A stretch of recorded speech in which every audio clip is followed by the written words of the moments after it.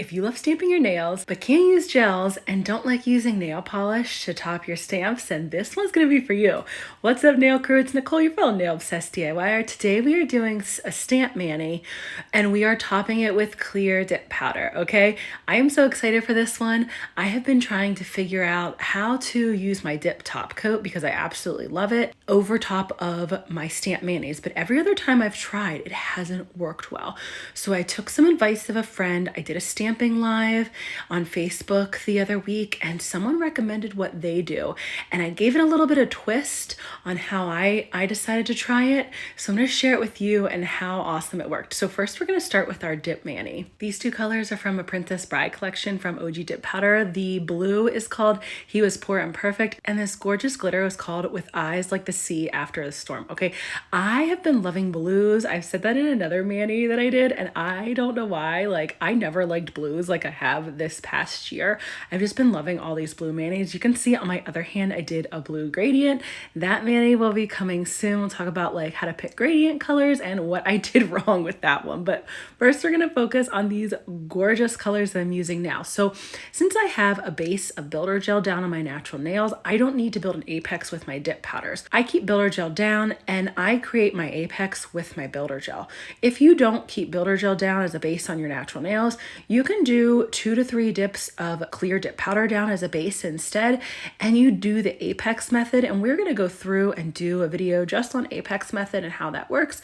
That will be coming up soon in December. So keep your notifications on for that one, for anybody who likes to dip directly on their nails and not have a base. When you're doing the apex method, it's basically just building up the layers so that the last layers are closer to your cuticles so that you don't have really bulky nails. But since I build my apex with builder gel, I just do 2 dips of my dip powder and then 1 dip of clear at the end. I did 2 dips of the shimmer, which was He Was Poor and Perfect. But something that's going to be a little bit different than what I normally do, after I do my shimmers or my solids, I typically top them with clear dip powder and activate so that I don't get any glitters in them. But I'm not doing that for this mani. We are jumping right into the glitter. I'm doing 2 layers of the glitter, and I like to lay my nail flat onto glitters. This is a chunkier glitter.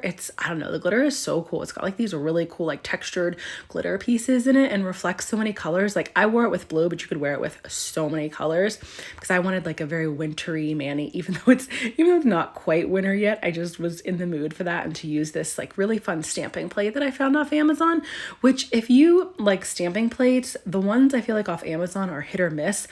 These are definitely a hit. I will make sure I link those in the description. A couple of my friends have already got it and they've loved it. You just don't know. When you get plates off Amazon or Temu or Shein, it's definitely hit or miss compared to like using Maniology or Clear Jelly Stamper or, a brand like that that's, more known for their stamping plates. But the stamping plate that I got ended up being awesome. So I'm going through and I'm doing my 2 dips of glitter, and I make sure that I keep a piece of washi tape. And if you don't have washi tape, you can use masking tape or painter's tape. You do it on one of the fingers of your other hand. I started on this mani doing it on my middle finger because I noticed I always put it on my pointer finger, and then I'm like awkwardly trying to apply my dip powder because I have a piece of tape on my pointer finger on my opposite hand. So putting the tape on my middle finger ended up being a lot better this time. So I think I'm gonna try to remember to do that by putting the washi tape on my middle finger and not my pointer finger. But then I pulled it off and had to put it back on. I put it back on my pointer finger when I was all done. So once I finished dipping the glitter, then I went and did the clear dip powder over the glitter because the glitter I'm not going to touch. That's not going to be part of my stamped mani. So I wanted that to be totally done and start hardening before I even started messing with my stamping.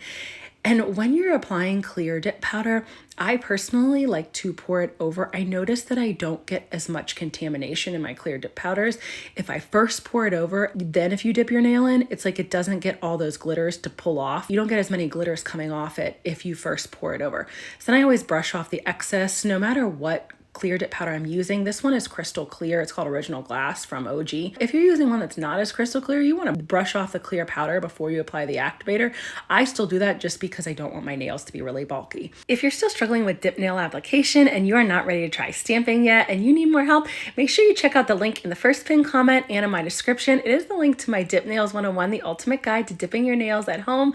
It's everything from prep to application to removal, no gatekeeping whatsoever, everything I've found, researched, and tried and tested over the last 4 years. Now I'm going to jump back into activating my glitter nails so then we can go into the stamping. And the stamping was so fun. So what I kept kind of messing up in my stamping was I kept swiping to the right, and for me, swipe right, for me, I do a lot better with my stamps when I swipe downwards after I apply the polish, but I don't know what, my brain just like wasn't braining that day. So I, for some reason, kept swiping to the right instead of down. And then I realized like, oh, what am I doing? Like, let me swipe down. I do so much better applying the right amount of pressure when I swipe down.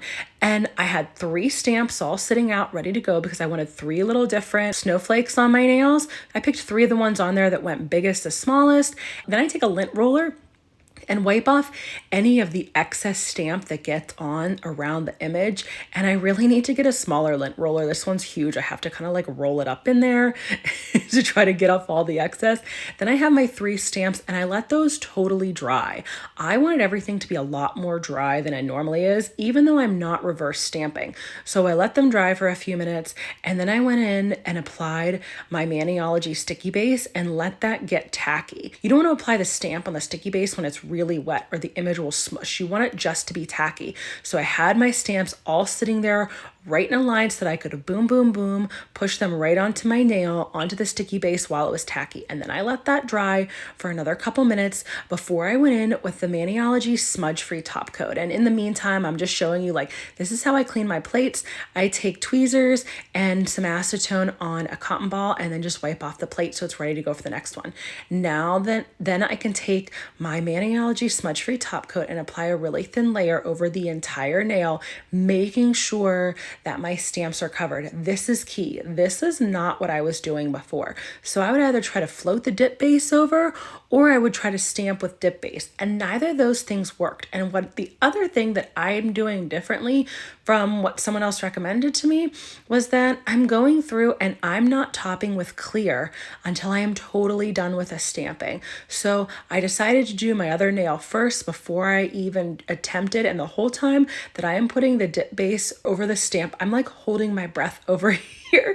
I wish I would have recorded it. I was talking to myself and holding my breath. I'm like, you know, waiting, is it gonna work? Is this gonna work? So, and then you get to see me pour a bunch of the clear dip powder out that I accidentally spilled a ton of it because I was literally shaking. I was so nervous for this to work. I don't know why. I just was so excited. I really wanted this to work so that I could do it for more stamped manis and for, you know, all of you who don't like to use gels or can't use them or don't want to use nail polish to top. So then once I started getting ready to activate, I was like holding my breath again. Is this gonna work? Are the stamps gonna smear? Let me tell you, when the activator went over the stamps and they looked perfect, I was in my nail room like yelling, yes, yes. Like, well, I couldn't yell too loud. I was yelling it kind of quietly because my son's room is right next door, so I couldn't yell too loud. Every time I get something to work that I know is going to help other people, I just get super excited about it. It makes me so happy that like, oh, this is going to help somebody else who, you know, can't do XYZ. They need to do it this way. One thing that I want to make sure that you do when you're putting clear dip powder over your stamp, you want to make sure you cap your edges. I made sure I did that because that's going to seal in the smudge-free top coat and seal everything in really nicely. And when I activated, I made sure that I activated my nail tips as well. I do that pretty much all the time. I always like try to make sure I activate my tips, but I really want to make sure that everything was sealed in, you know, nice and tight so that I didn't mess anything up. Then we can get into the top coating and you will see that I don't need to do anything different with the top coating. I can do it as exactly how I always do because my nails were done completely only done with dip liquids and activator.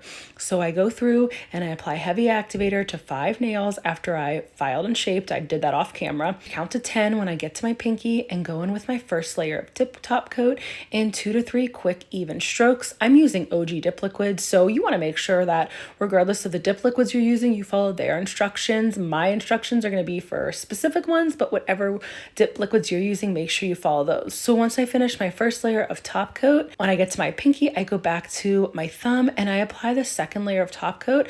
I always float my top coat over my nails regardless of what dip liquids I'm using, and I float for both the first and second layers of the top coat so that nothing gets contaminated and my brushes don't get hard. If this video got you all excited to learn more about stamping, then make sure you check out my next video. It is how to do an easy marble nail with only stamps. Thanks so much for joining me today, nail crew.